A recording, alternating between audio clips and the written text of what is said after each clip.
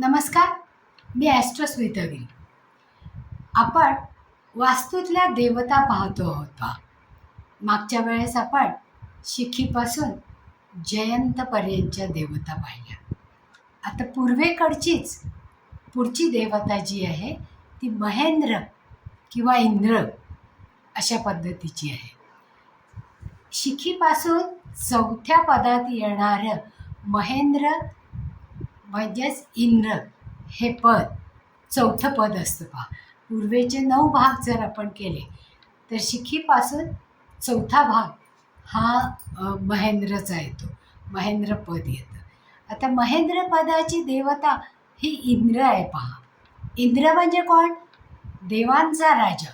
मग तो कसा आहे? ऐश्वर्य संपन्न आहे, विलासी आहे.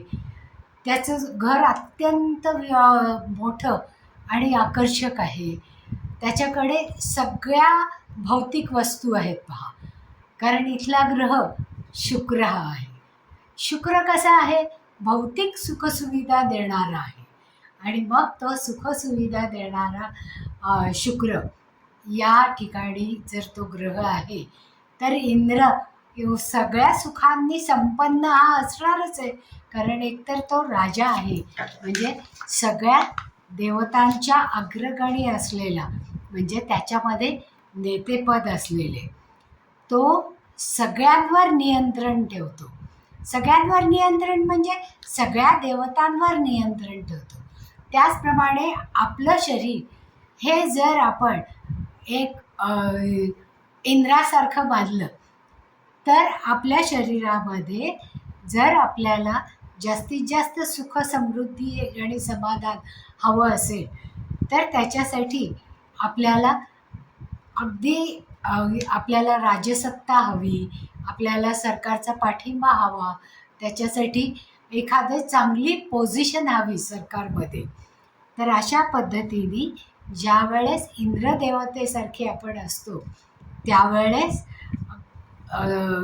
आपल्याला मिळणाऱ्या सगळ्या सुविधा या उत्तम आणि चांगल्या असतात. आता महेंद्र या देवतेचं ही देवता पूर्व दिशेला आहे. पूर्व दिशा ही ऊर्जेची दिशा आहे पहा. कारण तिथे सूर्य उगवतो आणि सूर्यामुळे सगळ्या पृथ्वीला, मानवांना, चराचरात असणाऱ्या सगळ्या गोष्टींना एनर्जी हा सूर्य पुरवत असतो. म्हणजे एनर्जीचा एक मोठा स्रोत हा पूर्वेकडे आहे. म्हणून पूर्वेकडनं मिळणारी एनर्जी ही कॉस्मिक एनर्जी आहे असंच आपण नेहमी म्हणतो पहा. मग ही कॉस्मिक एनर्जी सगळ्या शरीरावर, सगळ्या व्यक्तींवर, सगळ्या चराचरावर नियंत्रण ठेवते.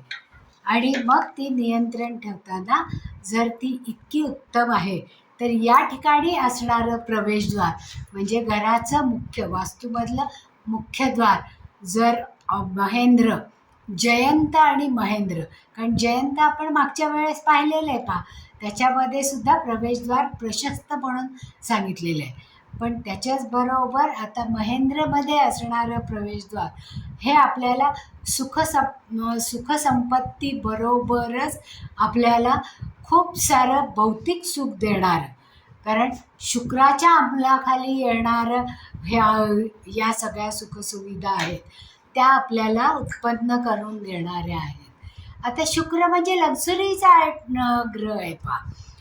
त्याचा रंग पिवळा जो एनर्जी देतो, जशी सूर्याची एनर्जी अगदी सुरुवातीला केशरी असते, नंतर लाल होते, नंतर पिवळी होते आणि नंतर पांढरी होते. त्याप्रमाणे या देवतेचा रंग हा पिवळा आहे. त्यापासून आपल्याला ऊर्जा तर मिळतेच मिळते, पण सगळी कामं करण्यासाठी जी एनर्जी आपल्याला लागते ती सगळी या महेंद्र या पदातून मिळत असते. महेंद्र या पदामधून प्रमुख द्वार जर आपला असेल तर त्याच्यामधून मिळणारी धनसंपत्ती, ऊर्जा, मान सन्मान हे सगळ्यात जास्त महत्त्वाचं असतं आणि ते अगदी इझिली मिळतं. ज्यावेळेस आपल्याकडे सत्ता असते तेव्हा मान तर असतंच, छत्रचामर योग असतो, म्हणजे गाडी घोडा. आता पूर्वी रथ आणि हत्ती घोडे होते, आता रथ आणि हत्ती घोडे नाही आहेत. आता काय आहे, आता मोठ्या मोठ्या गाड्या आहेत पहा, म्हणजे ज्या लक्झरी देणाऱ्या गाड्या आहेत. छोटी गाडी नाही, जी गरजा भागवणारी नाही, जी मोठी लक्झुरियस गाडी आहे, अशा गाड्या या लोकांच्या दरवाज्यासमोर उभ्या राहिलेल्या आपल्याला पाहता दिसतात. आता ही ऊर्जा शासनाशी संबंधित आहे पहा, म्हणजे शासनामध्ये मुख्य अधिकारी किंवा एखाद्या चांगल्या पोस्टवर असणारे किंवा राजकारणाशी संबंधित असणारे कार्य करणारे सगळे लोक या महेंद्र पदातले दरवाजा असणारे, आणि हे पद अतिशय उत्कृष्ट असल्यामुळे त्या घरात राहणाऱ्या लोकांना ही सत्ता प्राप्त होते. जसं सामाजिक कार्यामध्ये सत्ता प्राप्त होते, तसे या घरात राहणाऱ्या लोकांच्या शरीरावर पण त्याचा अंमल असतो. आता शरीरावर म्हणजे पंचेंद्रियांवर. आता पंचेंद्रिय कुठली कुठली आहेत? कान, नाक, तोंड, त्वचा आणि डोळे. कारण डोळ्यांनी आपण बाहेरच्या सगळ्या ही पंचेंद्रिय मानली जातात. आता जिथे जिथे जास्तीत जास्त इंद्रिय सक्रिय असतात, तिथे तिथे जास्त चांगलं काम केलं जातं पहा. डोळ्यांनी आपण पाहतो, कानाने ऐकतो, तोंडाने बोलतो आणि चव घेतो. त्याचप्रमाणे त्वचेने स्पर्श अनुभवतो. म्हणजे जेव्हा जेव्हा नाक, कान, डोळे, जीभ आणि जिभेने रसना मिळते, म्हणजे आपल्याला सगळ्या विविध चवी कळतात. म्हणजे बाहेरच्या जगामध्ये असणारं हे सगळं जेव्हा वैविध्य आपल्याला अनुभवायचं असतं, तेव्हा ते आपण पंचेंद्रियांनी अनुभवतो. मग पंचेंद्रियांवर याची सत्ता आहे. म्हणजे जेव्हा या महेंद्र पदामध्ये राहणाऱ्या लोकांचं स्वतःच्या इंद्रियांवर ताबा असतो, आणि जर हे पद बिघडलेलं असेल, आता आपल्याला माहिती आहे वास्तूमध्ये आपण पद बिघडलेलं आहे म्हणजे काय म्हणतो की ती दिशा कट झालेली असेल किंवा बंद असेल किंवा तिथे खूप मोठा खड्डा असेल किंवा खूप जडत्व तिथे आणलेलं असेल किंवा टॉयलेट असेल. या गोष्टी जर असतील तर आता कंपास जर लावून आपण पाहिलं तर आपल्याला महेंद्र या हे पद 75 ते 80 75 पॉईंट काही, कारण पृथ्वी आपली कललेली आहे पहा, त्याच्यामुळे त्याच्यामध्ये थोडासा फरक होऊ शकतो. 75 पॉईंट आणखीन काही 0 पॉईंट ॲड करता येतात आणि 85, कारण 10 डिग्रीचं हे पद असतं पहा. कारण जेव्हा आपण ही 9 पदं घेतो तेव्हा प्रत्येक पदामध्ये 10 डिग्रीचा फरक असतो.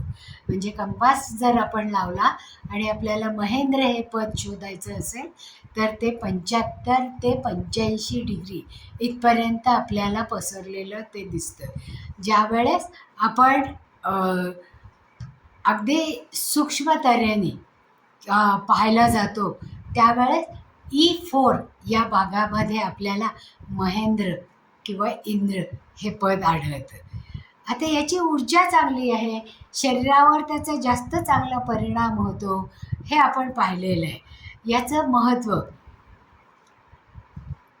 म्हणजे या पदामुळे हे पद वरुण आणि यमपदावर सुद्धा नियंत्रण ठेवतं. कारण जेव्हा ज्या वास्तूमध्ये महेंद्र हे पद अतिशय उत्कृष्ट आहे, पण यम आणि वरुण हे पद जर थोडंसं दूषित झालेलं असेल, बिघडलं असेल, तर त्याच्यावर नियंत्रण ठेवण्याचं काम हे महेंद्र पद करत असतं. आता या पदामधून असलेल्या प्रवेशद्वारामुळे किंवा इथे राहणाऱ्या या महेंद्र पदातून येणाऱ्या लोकांच्या घरामध्ये संपत्ती, प्रतिष्ठा, सामाजिक संबंध प्राप्त होतात, मान सन्मान मिळतो. जर हे बिघडलेलं असेल तर मात्र सोशल नेटवर्किंग कमी असतं. हे एकटेच राहतात, कारण सत्ता असते पहा, त्यामुळे ते राजा असतात, त्यांच्या आसपास असणारे सगळे सेवक असतात, त्यामुळे त्यांना आपणच कोणीतरी मोठे आहोत असं वाटतं. त्यामुळे सोशल नेटवर्किंग हे खूप प्रमाणात कमी असतं. त्यामुळे कधीकधी ते व्यसनाधीनसुद्धा होऊ शकतात. कारण जेव्हा बिघडलेलं महेंद्रपद असतं त्यावेळेस ते स्वतःमध्येच मग्न असतात, स्वतःच्याच शक्तीचं प्रदर्शन करत असतात आणि व्यसनांच्या आहारी जाण्याची शक्यता असते.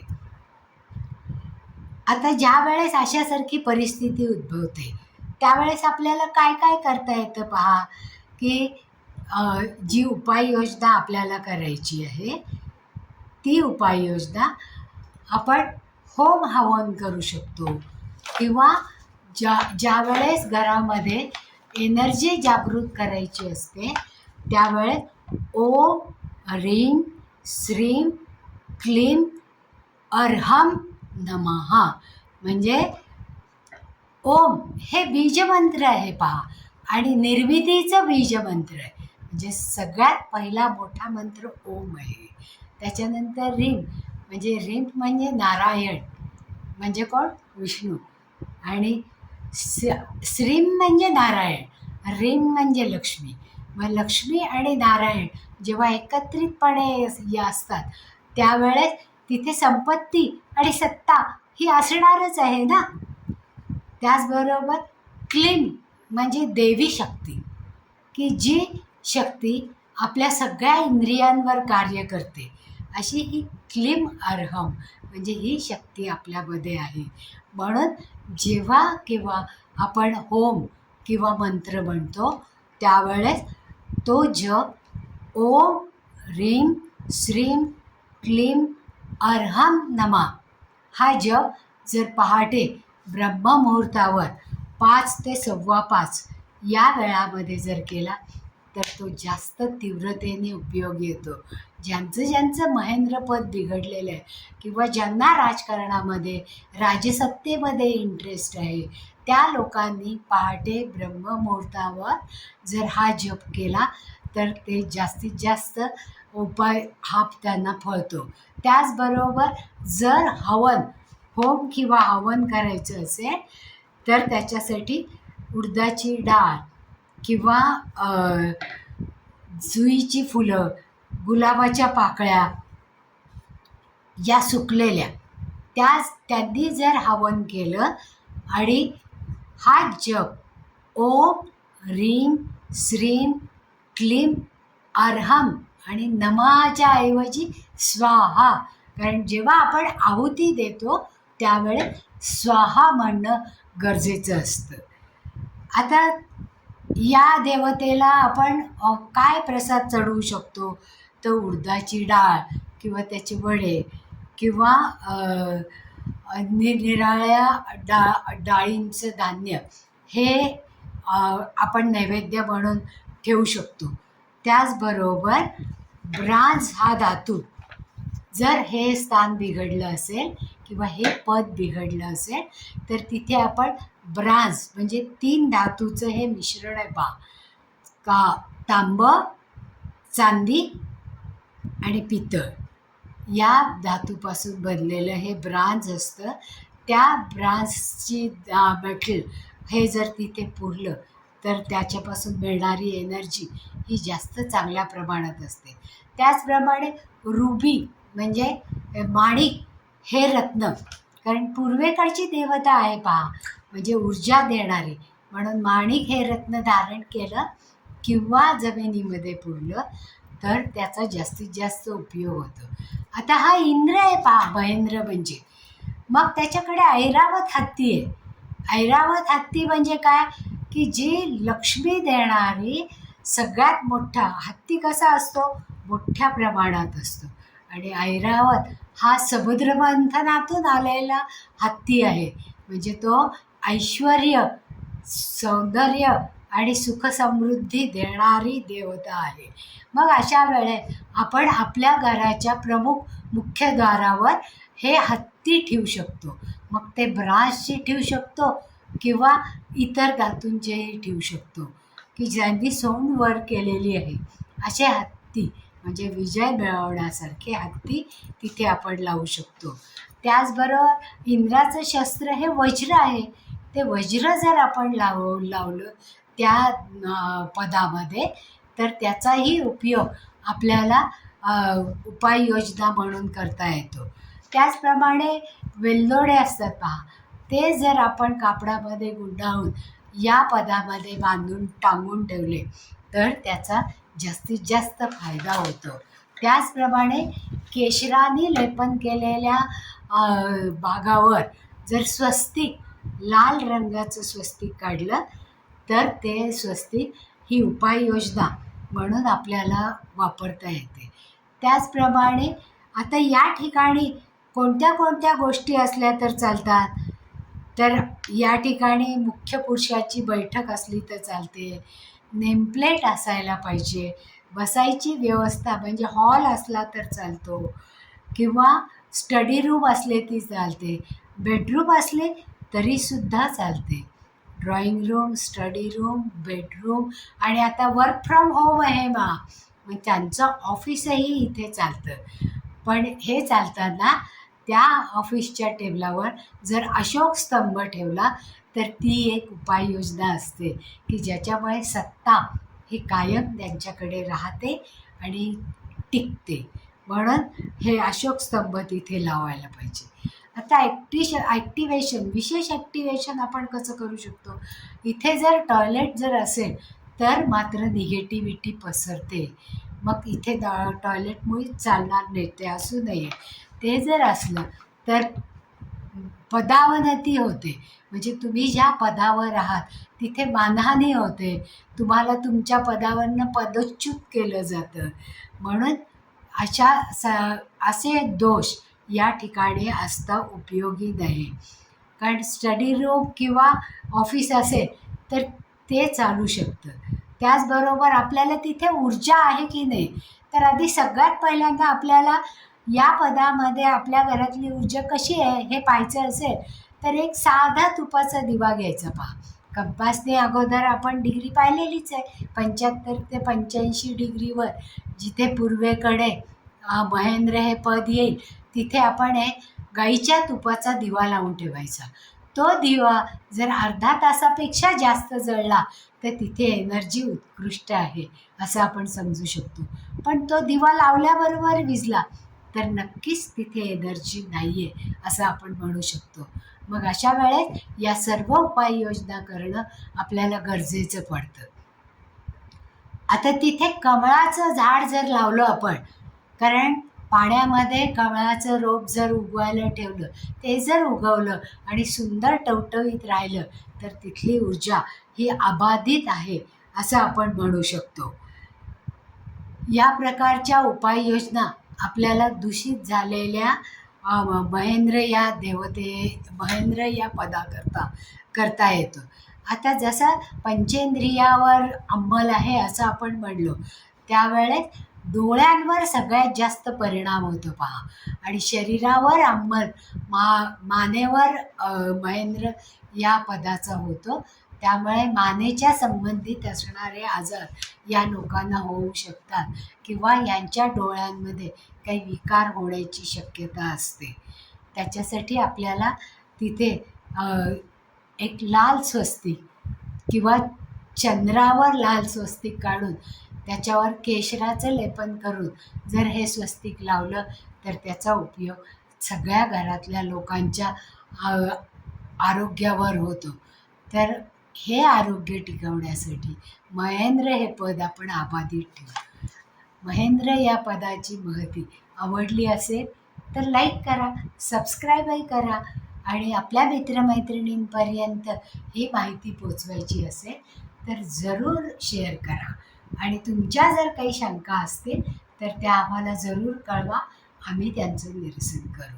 धन्यवाद.